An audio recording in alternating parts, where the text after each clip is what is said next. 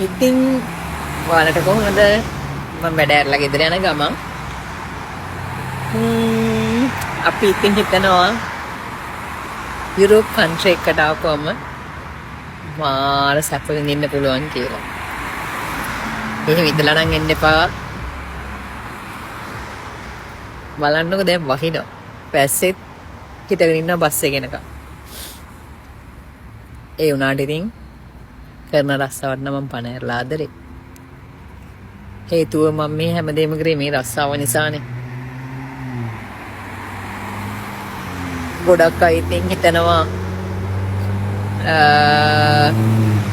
මේ වගේ රටකට ආපුවම හොඳ ඉහළ පෙරේ රස්සාවක් කරන්න ඕනේ කියලා. නමුත් එහෙම හිතාගෙන නම් ඉන්න එපා.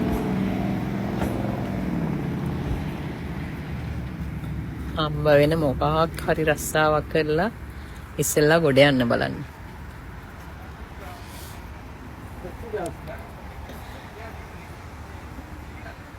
කාලෙත් එක්ක ඔයගලන්ට තේරෙයි ආපුවම කොච්චර මහන්සිද කියලා. අපි හිතනවා නේද මේ රටවල් වලට ඇවිල්ලා ලංකාවට එන මිනිස්සු වෙනස් වෙලා මුන්ට සෙරෙප්පු දෙකක් දාලා පාර යන්න නැතුව පාර යන්න බෑ අරවම කියලා. සිරාවටම ඒක ඇත්ත. ඒක නම් ඇත්ත. මේ උදේ 7ට දාපු සපත්තු දෙක තමයි තාම දාගෙන ඉන්නේ. දැන් වෙලාව රෑ 8:50යි. හිතන්නකෝ. එහෙම සපත්තු දෙකක් දාන හිටපු මිනිස්සෙක්ට ලංකාවට ඇවිල්ලා බාට දෙකක් නැතුව ඇවිදින්න පුළුවන්ද? බෑ. ගොඩක් අය කියන මුංගේ ලොකු කමලු. නෑ. මෙහෙදි ගොඩක් වෙලාවට අපි තනි වෙලා ඉන්නේ. ඒ තනි වෙන වෙලාවට ජීවිතේ තනියෙන් ගෙවන්න හුරු වෙනවා. හැම දෙයකම ඔට්ටු වෙනවා. මොනවා කරන්නද? මේ වගේ රටකට ඉඳි ඇත්තම සතුටින් හිත හදාගෙන ඉන්න හම් වෙන ඕනම දෙයක් කරලා ජීවිතේ කොට දා ගන්නවා කියලා. මට හරියම දුකයි. මම නම් ගොඩක් අයින් ඈත් වෙලා මාර විදියට තනි වුණා. හම්බ කරපු දේ ඉගෙන ගන්න වේදන් කරා. දරුවන්ගෙන් අවුරුදු 2මාරක් දැන් ඈත් වෙලා තව කොච්චර කාලයක් ඉන්න වේද කියලා දන්නේ. හස්බන්ඩ්ගෙන් ඒ වගේම ඈත් වෙලා. හස්බන්ඩ් ඉතින් ගෙදර හැමදේම කරගෙන ළමයි බලාගෙන ඉන්නවා.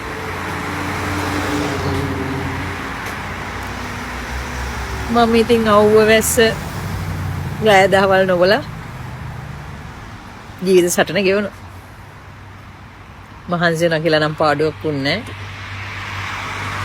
අඩිය උඩට තිබ්බා. කියන්න බෑ ඉතින් මේක ස්ථිර වේද කියන එක නම්. බට් තාමත් ඒ ගමන ඒ විදිහටම යනවා.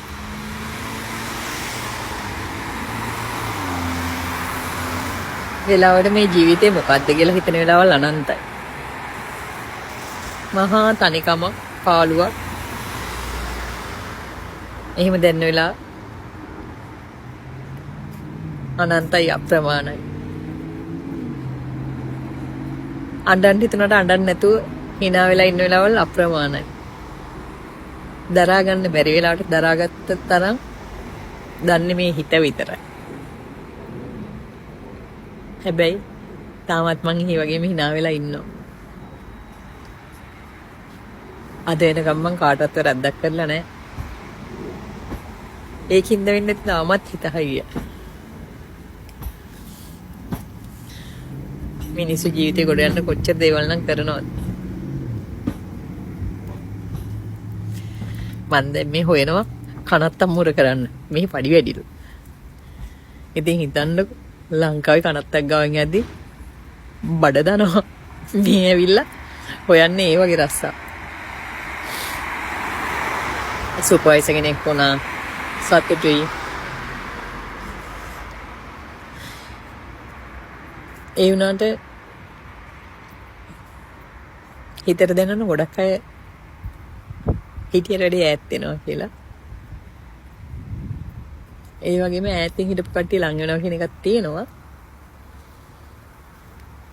බලමු මේ ජීවිත ගමන කවදා කොහොම හරි කොතනින් ඉවර වෙයිද කියන එක නම් දන්නේ නැහැ. හැබැයි ඉතින් හැමදාම හිටපු මම්ම තමයි අදටත් ඉන්නේ.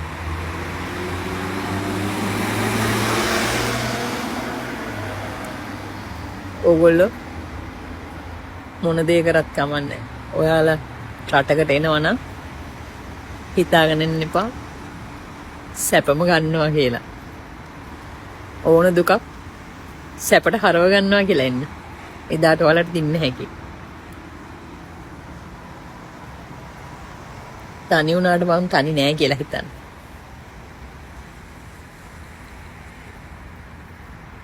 බඩගිනි වුණාම කෝපි එකක් බීලා බඩගින්න නිවා ගන්න පුරුදු වෙන්න. මං හිමිට කාලා අනන්තයි. රස්සාවක් නැතුව මාස 4ක් ඉද්දි මායි මගේ යාළුවයි එක කෝපි කෝප්පයක් කරගෙන ක්ලාස් එකේ ඒක බිබී අවශ්‍ය නිකන් පන්ති වල හිටියා. මොකද අපිත් දෙන්නම රස්සා තිබ්බේ නැහැ. මට ප්‍රසාද් මල්ලි මේ රස්සාව හොයලා දීපු නිසා මම එයාගේ රෙෆරන්ස් එකට මේ කම්පැනිට ආපු නිසා මම මගේ යාළුවත් අරගෙනම තමයි ආවේ. තනි ඉන්නේ මේ අපි 3 දෙනෙක් පා. මට රස්සාව හම්බෙයිද යාළුවට හම්බෙයිද කියලා මං හිතුවේ නෑ. මොකද එයාටත් රස්සාවක් නෑ මටත් නෑ. මොකාට හරි හම්බෙන්නේ කියලා ආවා. අන්තිමට අපි දෙන්නටම හම්බුණා. නෝ 3 දෙනාටම හම්බුණා. දැන් නම් ශර්මිලන් මල්ලි මෙහි නෑ. එයා එඩ්මන්ටන් වලට මාරු වුණා. සුමුදු තාම මාත් එක්ක වැඩට එනවා. ඉඳලා හිටලා නමුත් එයාට තව ජොබ් එකක් හම්බුණා. මට වෙන ජොබ් එකක් හම්බුන්නේ. හැබැයි මම මේ කම්පැනිෙම අඩිය තියලා උඩට ගියා. දැන් සුපර්වයිසර් මට්ටමටම ආවා. කාටවත් වරදක් කරලා නැති හින්දා මං හිතන්නේ මගේ ජීවිතේ වරදී කියලා. හැබැයි නොහිතපු වෙලාවක කාට හරි වරදක් කරන්න නැති. ඒ හින්දා වෙන්නේ නැති මම මේ තනි වෙලා ඉන්නේ.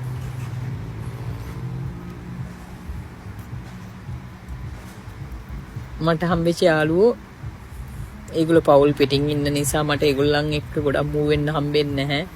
හම්බුනේ අඩුවෙන්. ඒගොල්ලෝ කොහේ ගියත් ඉතින් පවුල් එකතු වෙලා යද්දි මං තනි වෙනවා.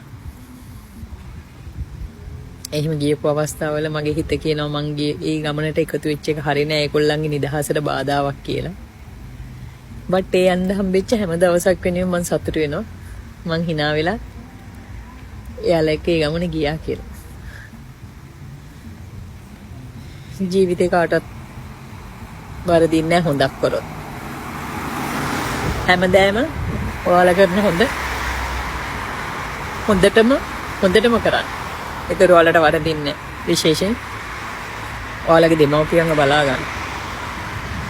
ඒගොල්ලෝ කොහේ හිටියත් ඔයාලට වැටෙන්න දෙන්නේ. මම අදටත් විශ්වාස කරනවා මගේ අම්මා කොහේ හරි ඉන්න මාව බලාගෙන ඉන්නේ. මං හිතනවා මගේ මාමණ්ඩිත් එහෙමයි. තාත්තත් එහෙම වෙන්න. මගේ බස් එකේ එනවා. ඔයාලට පේනවද? මම දැන් බස් එක නගින්න ඕනේ. මං තියන්න. සතුටින් ඉන්නවල ඔක්කොම